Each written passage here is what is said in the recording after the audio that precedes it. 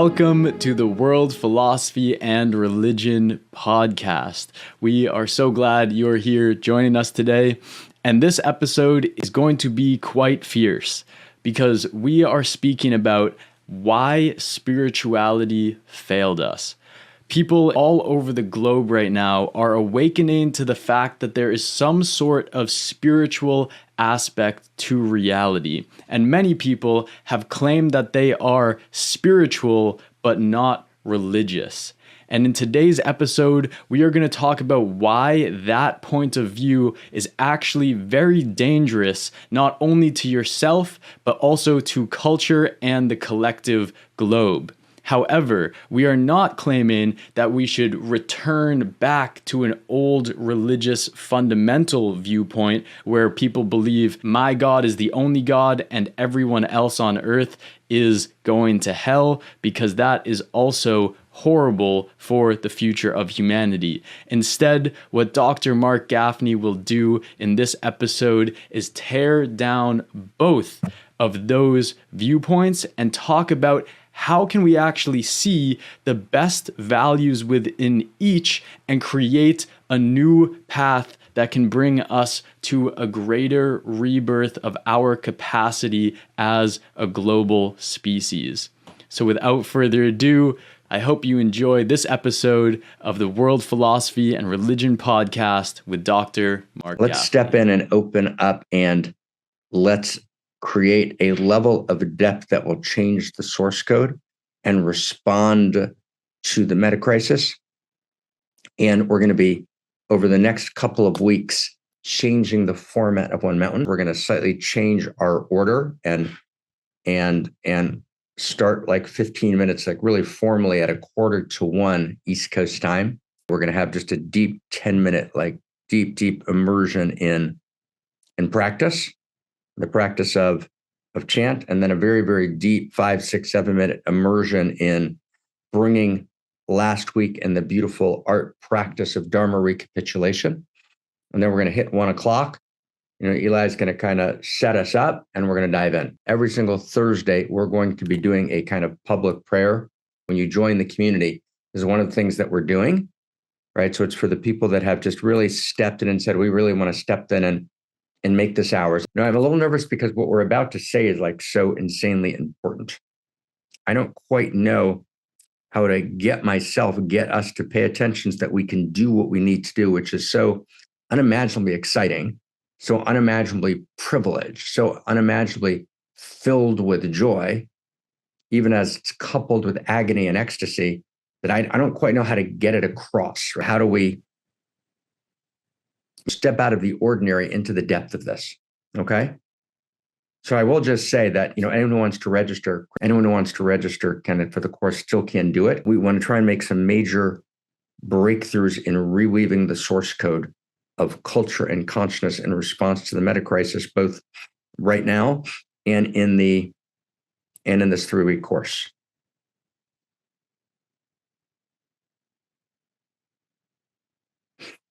Okay.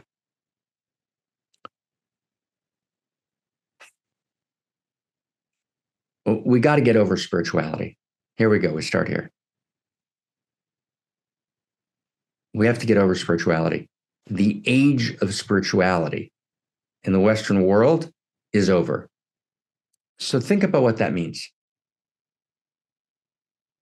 The age of spirituality is over.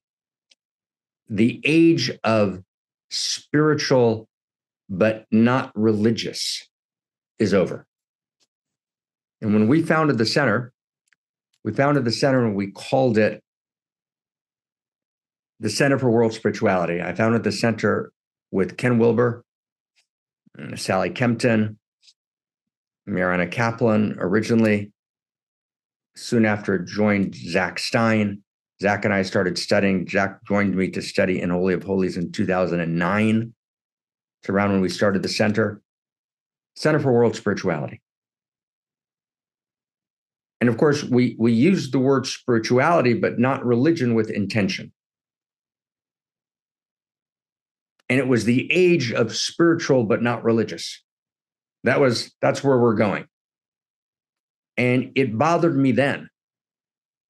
right? I didn't like the word spirituality, but we were afraid to use the word religion because you can't talk about religion because religion evokes all of the shadows of religion.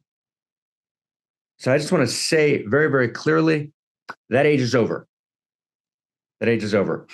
We went from Center for World Spirituality to the Center for Integral Wisdom.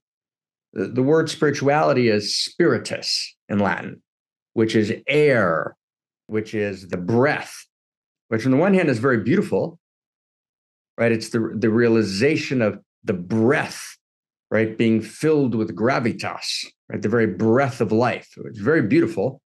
But the way it was used is it became air. It became not solid, not substantive, right? It became something which was frivolous. It became airy, right? The shadow of air is airy. And airy means not grounded, not real, not committed, no blood on the ground, no showing up for. It became a hobby. Spirituality became our hobby. We became spiritual materialists. And spirituality failed to do what it needs to do.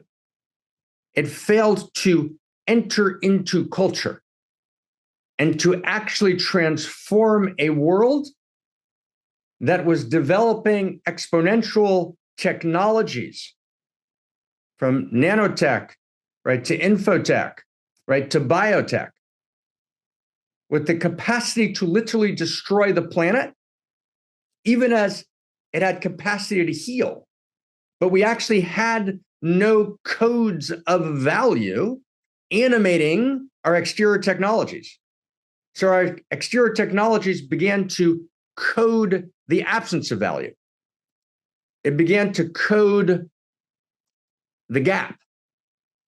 It began to code the emptiness. So in the emptiness, failing sans an actual story of value, our story became the success story. The success story became some version of rivalrous conflict governed by win-lose metrics, in which I'm a separate self, desperate for attention, right? Desperate for a sense of status, desperate to kind of make some meaning and become a hero of my own life, but I don't have any idea how to do it because I'm not actually sure what my North Star is. What's my orientation? Where am I going? If I have no idea where I'm going, the chances of my getting there are quite slim. If I don't know my direction, I will deviate, right? I will go in the wrong direction, right? And my detours won't become my destination. If I have a direction and I get detoured, then the detours become part of my destination. But when I don't have a direction, so my detours become the new path and I destroy, I devastate, I damage. And I move towards death. And that's what we've done. We've come to a place of literally moving towards a kind of global suicide, even though we have gorgeous and beautiful people in the world who are doing many gorgeous and beautiful things, and the world's filled with outrageous beauty. That's absolutely true. But the orientation, right, the direction is not there. We don't know where we're going. And we're developing unimaginable technologies of unimaginable power, unlike anything we've ever had before in world and human history, that simulate agency, that make direction themselves. For example, right, the waves of artificial intelligence as they're unfolding of AI. And we're unable to even regulate and stop the danger because we don't know how to make an agreement with each other. And so people kind of, for example, looking at the artificial intelligence reality today, right, say again and again, and this is one of the few things I agree with my colleague Yuval Harari on, right? Yuval says, you know, I speak again and again to the leaders of the artificial intelligence movements, and I ask them, do you think there's a genuine chance we will destroy reality? They say yes. I say to them, then why don't you hold back? Why don't you restrain? Why don't we create covenants and contracts that actually limit right? This kind of barreling forward into suicide. And they say, because we don't have anyone to make an agreement with, we'll make an agreement and they'll break it. We don't trust them. We don't know how to create trust. So we're deciding to trust AI. We're trusting this alien intelligence. We're trusting an alien intelligence, which 40% of the people involved in it understand that based on its own interior and inherent structures, right, the capacity it has to destroy reality is kind of unimaginable, right? Eliezer Yudkowsky just wrote a book with Nate Soros. If anyone builds it, everyone dies. And Eliezer is basically kind of I would say probably the most informed person, right? He runs the Institute for Machine Intelligence, but he's in a certain sense created the entire world of understanding AI risk, right? If anyone builds it, everyone dies, and everyone's going to build it. Why? So let's understand why and what we can do and where we need to go. But it's not just about artificial intelligence, it's about everything, right? We're at this moment where spirituality failed. So the West Coast, which is the center of kind of spirituality in the United States, kind of new age spiritualities that are not part of organized religion, that spirituality world, or Esalen, that is kind of the epic place, or Spirit Rock. So the founder of Spirit Rock, Jack Kornfield, appears with Sam Altman on a stage, and Jack says how great Sam is. Spiritual guy. He's a deeply spiritual guy. I trust Sam's spirituality. Jack, are you out of your mind? Have you completely lost your mind? Really? But spirituality has lost its mooring. Spirituality has become empty, vapid. It makes no commitment. It's a form of self-pleasuring, right? I go and I get my spiritual hit, but not in a good way. Not a deep self-pleasuring that takes the field of pleasure of reality, past, present, and future into account. Spirituality has become a place where we get this kind of pseudo hit of meaning and we move on. We're not committed. We're not steady. We don't keep it going. And spirituality can say anything it wants. There's no boundary, right? There's no sense of, okay, there's some content that's not negotiable, right? Spirituality is all about how I feel, what my experience is, right? How I tie into kind of the larger field in this general sense of feeling energized for a moment, or of feeling, held for a moment, which are all beautiful. But spirituality, there's no sense of a common field of value, which is non-negotiable, which actually holds some experience of clarity, right? Of certainty, right? We're all being spiritual. We're having spiritual experiences. We're running from one spiritual experience to another spiritual experience. We are addicted to our spiritual experiences, but none of them actually make a demand. None of them bring us to our knees in devotion. None of them actually crack our hearts open in a way that our hearts transform. None of them demand that we actually emerge as something, right? And someone, and a new human and a new humanity that has the capacity to feel both the enormous potential of this moment and the enormous peril of this moment, and to respond to it and to feel myself connected to it. So we're alienated from it. We're actually alienated from the present.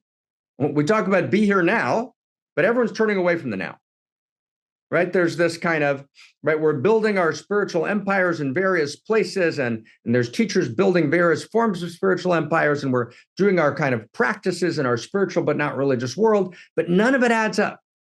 None of it's consistent. None of it's steady. None of it's actually being here now, feeling the invitation, the demand. I hope you're enjoying this episode so far. I know that it's starting to get intense, but the second half of this podcast is where things really come together. So I'm excited for you to get to dive into that. Right now, I want to take 1 second to tell you that if you are interested in learning about the depths of philosophy and religion and where the two come together, and you enjoy what we're talking about in this podcast episode, there is a brilliant opportunity for you to get more involved. We have an online community called the World Philosophy and Religion Academy. In the Academy, we have a free community tier where you can join these podcasts live with Dr. Marc Gafni every week. And then you get a replay library also where you get all of the old replayed episodes. The thumbnails are just loading right now. There we go. But if you would like to go even deeper and dive into courses on these topics, you can join the next tier of the Academy called the Academy tier. When you join that, you will not only get things like a bi-weekly book club where you get to study these things and have discussions with people live on Zoom calls. You will also get workshops to integrate the teachings from the podcast episodes. You will also get a whole calendar filled with different events like a daily prayer group that happens every single day. And most importantly, we have once a quarter a deep dive course with Dr. Marc Gafni.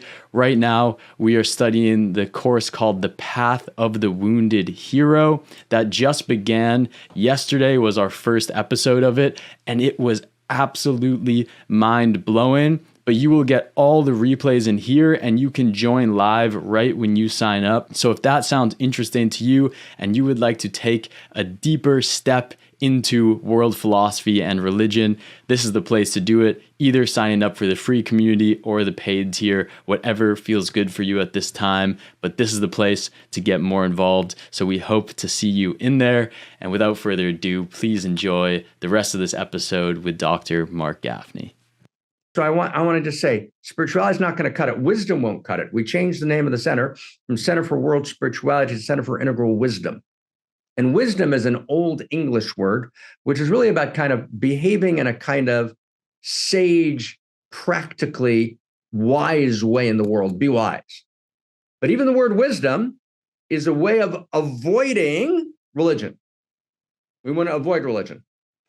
And religion, and I've spoken 1,000 times about the great failures of religion. We understand that. I take that as a given. I'm not suggesting we go back to the old religion, but religion means religare. Ligare means to connect, to be connected to the essential body, to be actually part of, entrenched in, rooted in, religare, right? I want to root myself in the actual intrinsic, inherent field of the real. And religion, not in its old form, but in an emergent new form of religion, religion says, I'm committed, right? I'm obligated, right? It's not a hobby. It's not my feel good, right? I know I have good friends who are kind of completely kind of like, right, we're totally into spirituality and we speak a certain line and yet we want our son and daughter to be successful in the win-lose metrics world, even if what they're doing is completely not good for the planet. Doesn't matter. We just want them to be successful because we actually want to feel like they're successful. They've got a good job and they're making a bunch of money. And even if what they're doing, we don't even bother taking the time to check, is what they're doing connected to the field? Is it not connected to the field? So we talk spirituality, but really we have only one real value, success.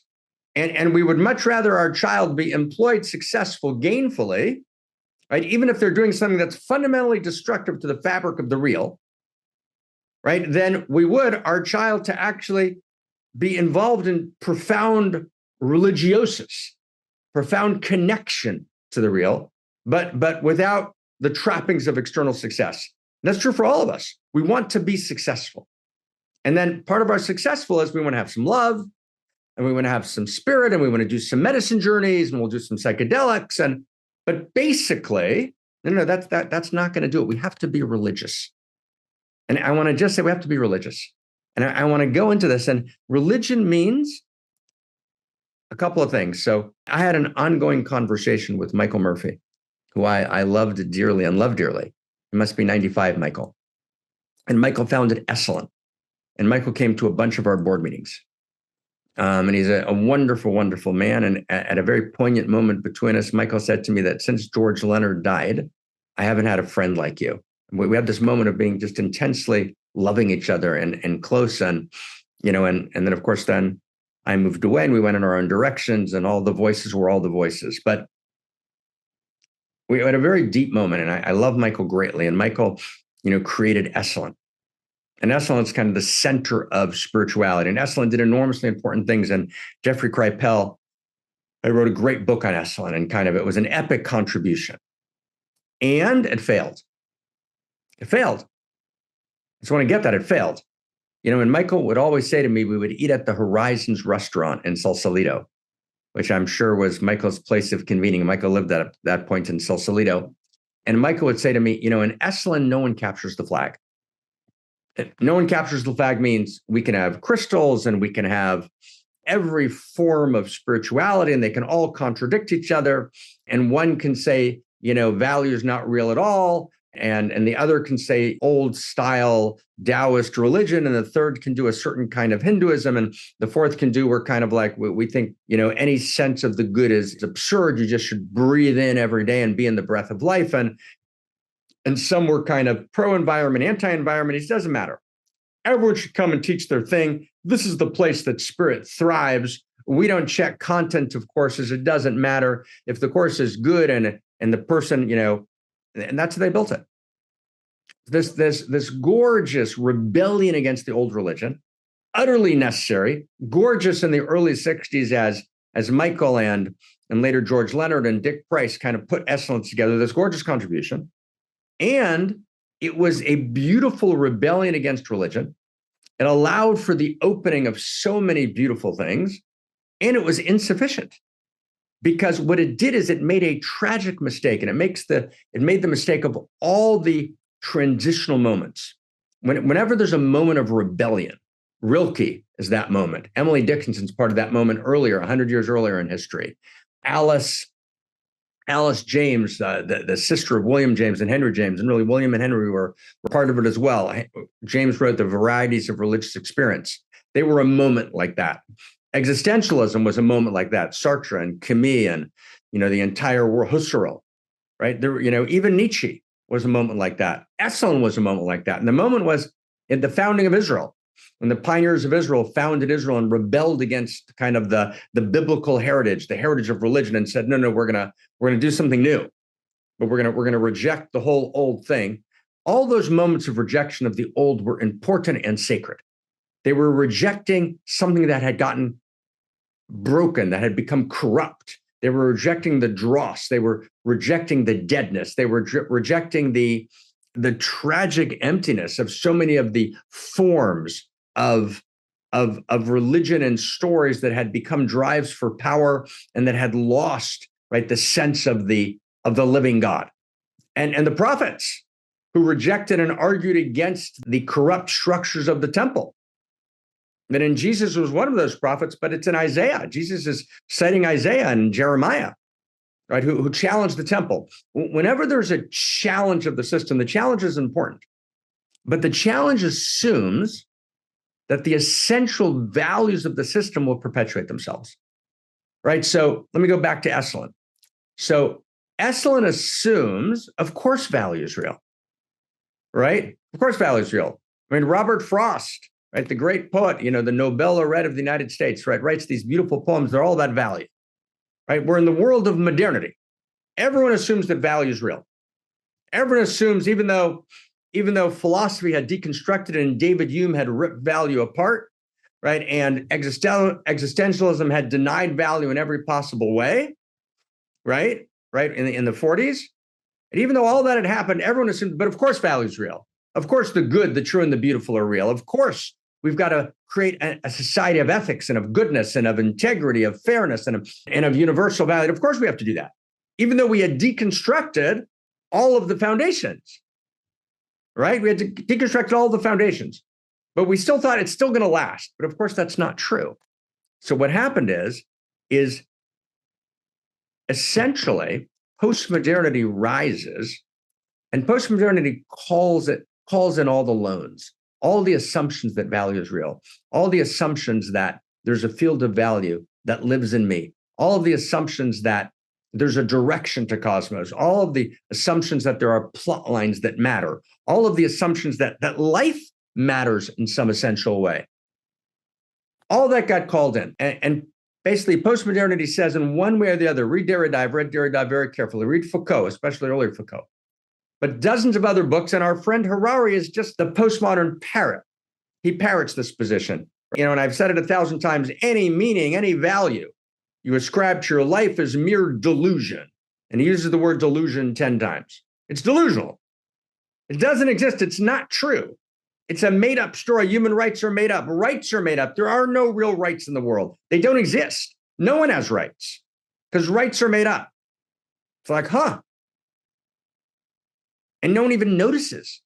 Harari publishes his book expressing this moment of the rejection of the whole thing. No one even notices it. Barack Obama approves the book. Bill Gates approves the book. Right? Jeff Bezos, right? Kind of our titans of industry, names and names. I've mentioned them 1,000 times. No one even notices that it happens. We keep doing spirituality. Spirituality won't work. Won't work. And the last dinner I had with Michael, lunch actually with Michael at Horizons, right? After talking about this for 6, 7, 8, 9 years, Michael said, wow, you were right, Mark. What we did in Esalen worked, but no longer does. It was a poignant moment. He said, you were right. Right? Actually, where the world is now, and I was describing the meta crisis, I was describing existential risk. We can't just say no one captures the flag. But of course, Esalen keeps doing what it's doing, right? And spirituality keeps doing what it's doing, but Michael got it, right? We can't just bask in our uncertainty. We can't do that. We have to establish certainties. And I want to get that with you. I want to get that with you. It's huge. There has to be a place where after all of, right, spiritus, the air, the breath, that air can't become airy. It's got to ground in a set of certainties. And those certainties have to be non-negotiable. They've got to be eternal certainties, but not eternity in the sense of everlasting time. Eternity, it's beneath time. We need eternal certainties. We need shared eternal certainties that are shared by everyone. Because when we don't have shared eternal certainties, those claiming certainty will hijack the day. Does everyone get that? And they will become much, much more powerful.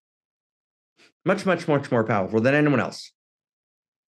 I want to try and do a difficult exercise with you. And I know it's a difficult day, and I apologize for it, but I want to try and get it with you, okay? I want to try and get it with you. So let's go back to Charlie Kirk that we talked about last week, who was tragically killed.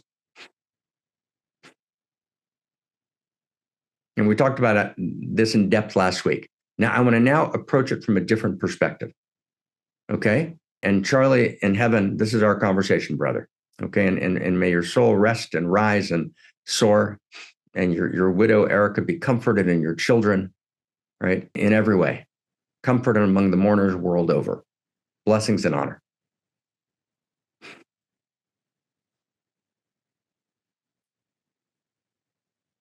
And I watched the talks at the funeral, which are incredible.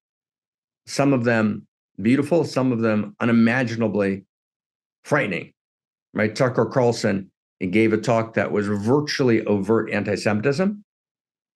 This kind of dog whistle of kind of overt anti-Semitism of the old Christian kind that was shocking, right? To a huge ovation. So what is attractive about fundamentalism?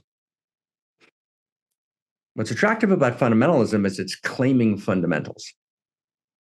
Does everyone get that? Who gets that? What's attractive about fundamentalism, and I want to say the stuff that no one says. Why is fundamentalism attractive? Fundamentalism is attractive because the liberal world has abandoned fundamentals. It's doing spirituality, right? We're doing spirituality. We're doing wisdom. But fundamentals, we don't do. And fundamentals means certainties, clarities. Does everyone get that? right? When you don't have, I'm going to give you a different kind of fundamentalism, one which is not, there's obviously enormous beauty and gorgeousness in what Turning Point USA is doing in many, many ways. There's enormous, enormous beauty there. Right? And yet it is fundamentalism. I'm going to talk about why in a second. But I want to turn to a different kind of fundamentalism, a far more dangerous one. Of an entirely different ilk. They can't actually be compared to each other because they're an entirely different quality. So I don't mean a comparison, but I want to actually go to Hamas. Right? Why are people still willing on Hamas's side to die? Right? Why is Hamas willing, right, to hold all of Gaza hostage, to build a network of tunnels, twice as big as the London Underground, in which Hamas, quote unquote, fighters are eating, have tons of food available to them. No Gazans are allowed in the tunnels, right? All munitions dumps, all command centers are placed in preschools and hospitals. And Hamas's strategy is as many Gazans should die as possible. That's actually the strategy. What a horror. What a horror. Without going into what's happening there, we'll get there. We will. I promise we will, but we're not going to do it now. But it's a horror. But why are they willing to do that? And not only are they willing to do that, but they believe they're doing it in the name of God. Why? Because there's this utter distortion of the experience of certainty. But the reason you get a distortion of certainty is because the human being has a great and appropriate need for certainty. We need certainties. Certainty is a quality of cosmos. Now stay close to me. Okay, stay close to me. I'm going to go back to the first form of fundamentalism, the one that's actually in the light. Right? Charlie Kirk was having conversations with everyone around the world. They're trying to create a certain kind of world. And I want to get this really clear. And they're doing something very, very tragic. Very, very, very, very tragic. Right? Because when you don't have certainties that are filled with Eros, that are whole, that are rooted in us, that we can access directly, that we've articulated, that are part of a shared story of value from which no one is excluded, in which everyone has a seat at the table. If we don't have real certainties, then we're going to have pseudo-certainties. There's no vacuum. And fundamentalism is pseudo-certainty of an enormously, enormously horrific kind. And I want to say this, and I want to say it clearly. And everyone can get mad, but I want to say it clearly. Right? And Charlie, let's have this debate, my brother, my friend. Right? Charlie would say all the time, heaven is not full. Right? We got to fill heaven up. It's a beautiful thing to do. We got to fill heaven up. Heaven's kind of empty. It's kind of sparse. What did Charlie mean? What Charlie meant by we have to fill heaven up is that you only go to heaven if you have a particular doctrinal set of beliefs. I believe in the Lord Jesus Christ in a very particular way, in a particular set of evangelical doctrines, which talk about a specific set of doctrinal understandings of how the crucifixion happened and how the resurrection happened. And there's quite a few details that you have to get straight. But if you believe, right, in that, and that Jesus died for your sins, that you are sinful, but Jesus died for your sins, and you cannot repent or atone of your sins of any other way, but you are essentially sinful and essentially fallen. But Jesus died for my sins, and I have a very clear doctrinal embrace of, right, this set of evangelical doctrines. Then I go to heaven, and no one else does. Whoa, whoa, whoa. That means that all the Sufis in the world and all the Jews, most of the Christians, right, for sure, obviously, the Hindus aren't going anyplace, right? Whatever kind of Hindu you happen to be, right? Confucians, forget that. Taoists, that's not happening, right? Aboriginal, those old kind of indigenous traditions, that's not happening, right? Forget about the agnostics and the atheists, that's not happening. There's this very, very, very narrow group of people, and they are the only people going to heaven, and everybody else is going to hell. Whatever that means, but it's not good. Going to hell is not good. Right? There's an argument in evangelical communities about what hell means and how that works. And there's some doctrinal conversation I'm not going to go into now, but it's not good. So I want you to get skip the intellectual experience of it for a second. Get in your body the experience. Get your experience in your body. It's a painful experience, right? So on the one hand, I want to get you both sides of it. I want to get both sides of it, right? On the one hand,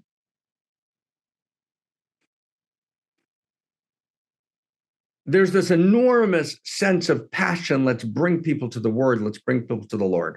Beautiful. Let's proselytize. Beautiful. Proselytize. Let me persuade people of the goodness of my position. Go for it. But what's the position? The position is non-fundamentalist, right? Fundamentalism is non-fundamentalist because fundamentally in our bodies, we know that it makes absolutely no sense that the source of all good and of all truth and of all beauty manifested a reality where sociologically, psychologically, in terms of the way the world is constructed, we know that the overwhelming majority of people are not going to even have the possibility of embracing Christ in the evangelical way. It's not going to happen.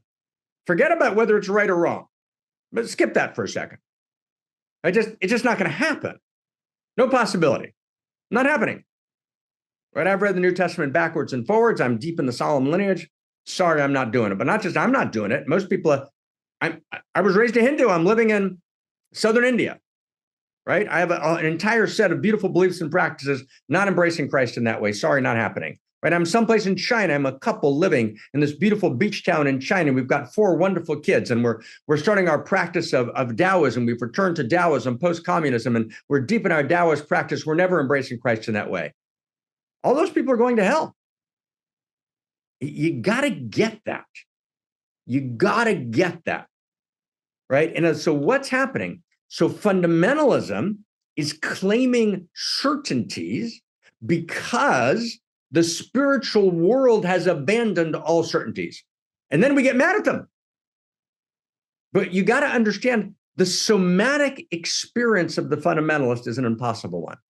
If you ask me, was Charlie Kirk, right, in his heart of hearts, was he a good and beautiful guy? I think he was. He was wildly ambitious, a good and beautiful guy. And I think he loved people just energetically, naturally. And then he ran into a doctrine that said that most of the people that he meets and likes and that he's texting with are going to hell. So what does he do? So he does the best he can. He tries to have a conversation with everyone. That's what I would do. He's stuck. What do you do when your body says people are good and decent and they have integrity, but they're going to hell? What do? You're stuck. You're stuck in this impossible situation. Now, but why is that happening? It's happening because the spiritual world and the wisdom world actually won't make commitments. It won't actually stand for something. It doesn't have certainties. There's nothing that we stand for. There's no sense of shame in the positive way when commitments are broken, when betrayals happen, right? Because there's no field of value. There's nothing we stand for, right? Harari wonders, why can't people trust each other? He says, why? I understand. He says, I don't understand why people don't trust each other. Well, people don't trust each other, Yuval, because trust is based on shared value that's real. We trust each other when we share values that are real. That's what builds trust. His entire book, it's on my desk, Nexus, is about the tragedy of us not trusting each other. Yuval, you've done probably, 100 talks around the world of why we don't trust each other. We need to trust each other. But Yuval, you are the expression of the world which practices Buddhism, or a form of Western Buddhism, which kind of meditates all the time. You're spiritual, but your point is nothing matters. No stories are real. No values are real. Any meaning or value we ascribe to our life is mere delusion. So we never have shared value, ever. There's never shared value. It doesn't exist.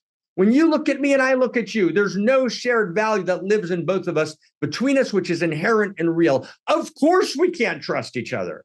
Why would we trust each other? Does everyone get that? Do you get how tragic this is? Can I just kind of say this directly? Is this too much, everybody? Is this too much? Who's willing to hold this with me? I want to get the fucking tragedy of it. We can't trust each other because the mainstream legacies, right, of academia, right, and media, right, and religious thought is spirituality. It's right. We sell 60 million books, right? Yuval just came out with another children's book, number 3. Congratulations, hallelujah. we've got another children's book that tells children there's no shared value, there's no inherent value, there's no meaning that's real, but we're going to talk about it and be kind of, and it's a really great book. Really? Really? Did you get that? And it's when we go spiritual and we abandon the field, we're not committed to anything, we're not obligated to anything. There's nothing that demands. There's no place that we drop on the ground in devotion. Right? There's no larger field for which we're willing to die. Right? There's nothing we're ever willing to die for.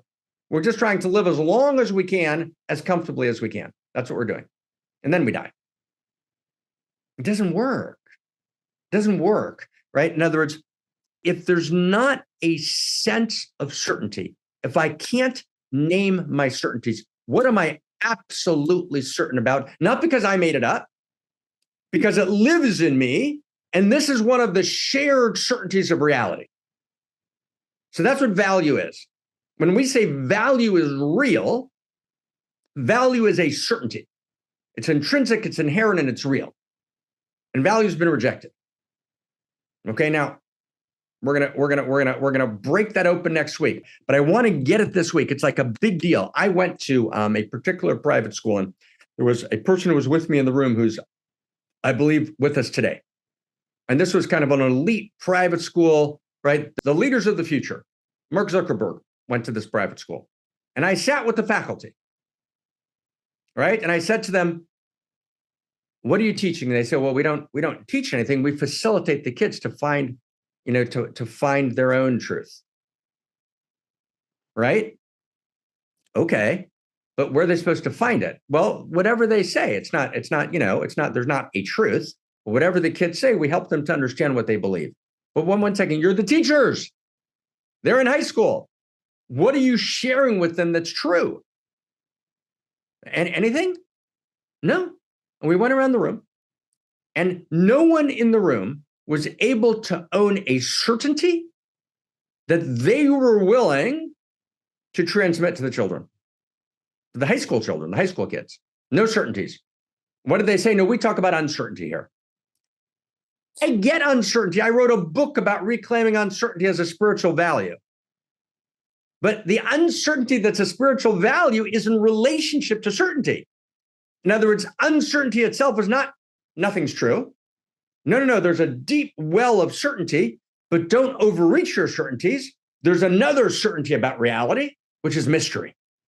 Does everyone get that? Right? In other words, uncertainty is a form of certainty, meaning we refuse to do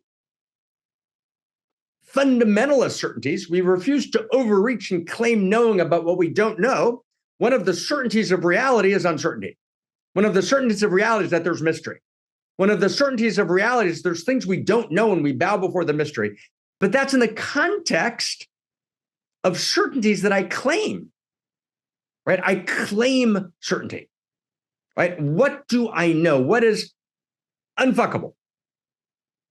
Now, if I don't claim that, you with me? If I don't know what my certainties are, and if we don't have a shared set of certainties in the world, we're gone.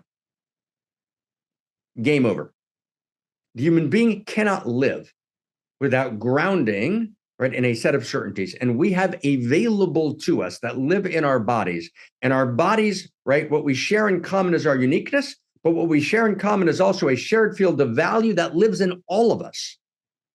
And if we can get through the politics, we can get through the narcissism, and we can get through the kind of, spiritual self-indulgence, this kind of spiritual materialism, we can come back to a world where we have a religion. And religion has to be a world religion as a context for our diversity. So meaning Christianity continues, and Islam continues, and each one needs to evolve and deepen. And Judaism continues, and Hinduism continues, right? It all continues. These are instruments in the Unique Self Symphony, but there's a musical score at the center. There's a shared musical score, and that's a set of shared core certainties. Now, why do we need that? Because you can't cohere, you can't live, you can't breathe unless we can look at each other and be able to trust each other. So we can make agreements, we can avoid multipolar traps, so we can love each other, so we can have intimacy with each other. The global intimacy disorder means, which is the root cause of the meta crisis, it means there's no certainties. We have no shared field of value. And value is a certainty. It's clear. It's clear. Clear. It's not a fundamentalist certainty. The problem with fundamentalism is it's not fundamental enough. Fundamentalism has claimed actually dogmatic certainties, but it's not fundamental.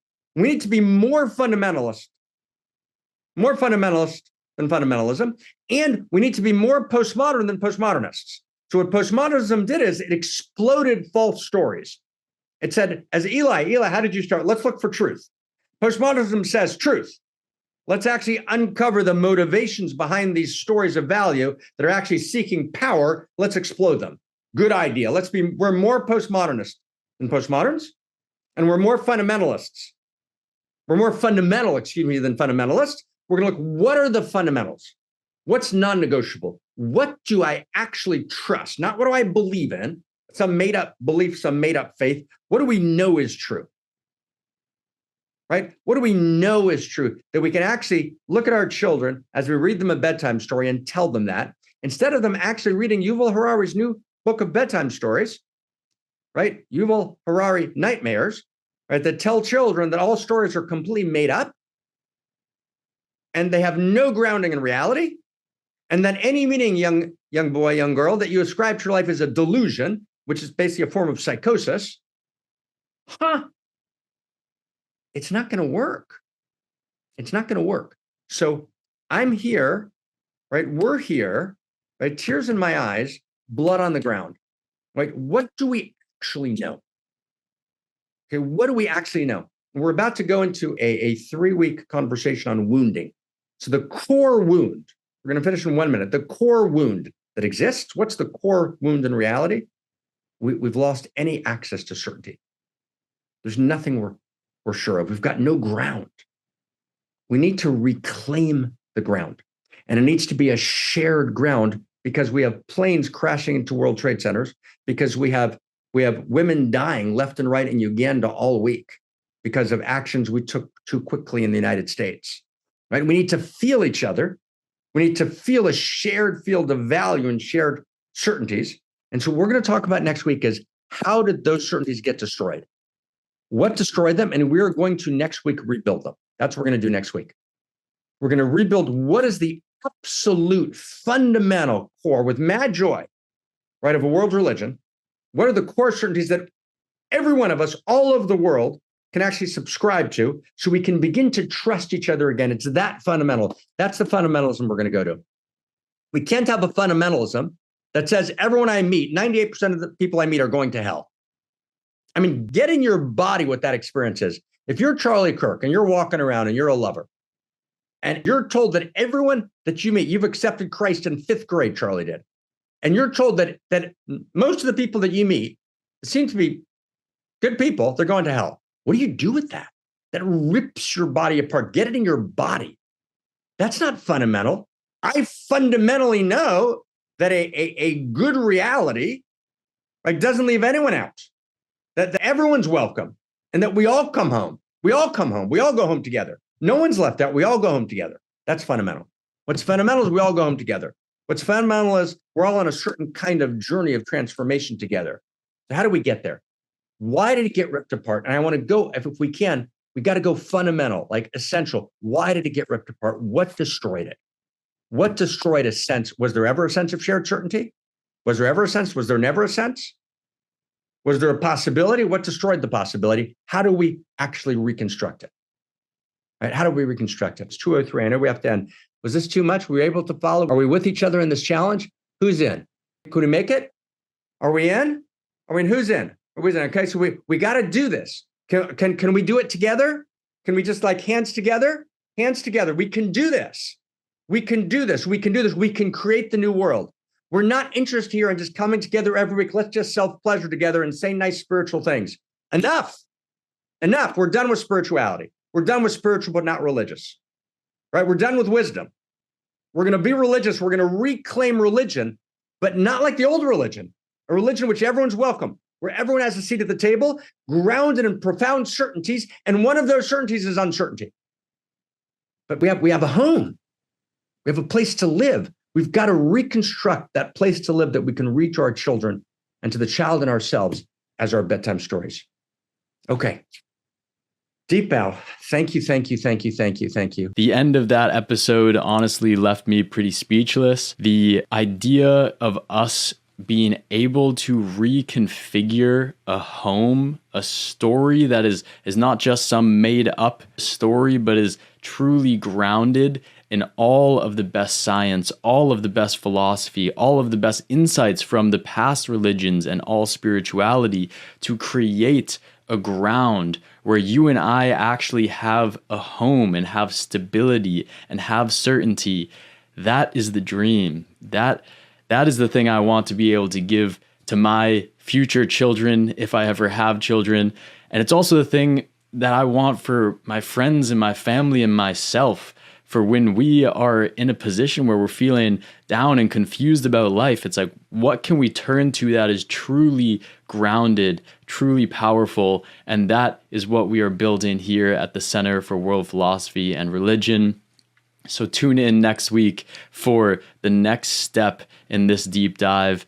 Oh my goodness, this is the most important stuff to be talking about right now in this day of age where there's so much breakdown on so many levels. So let's gather next Sunday. We hope to see you there live. And if not, keep coming back to enjoy all of the replays. I hope all is well in your world. Sending you mad love. So long.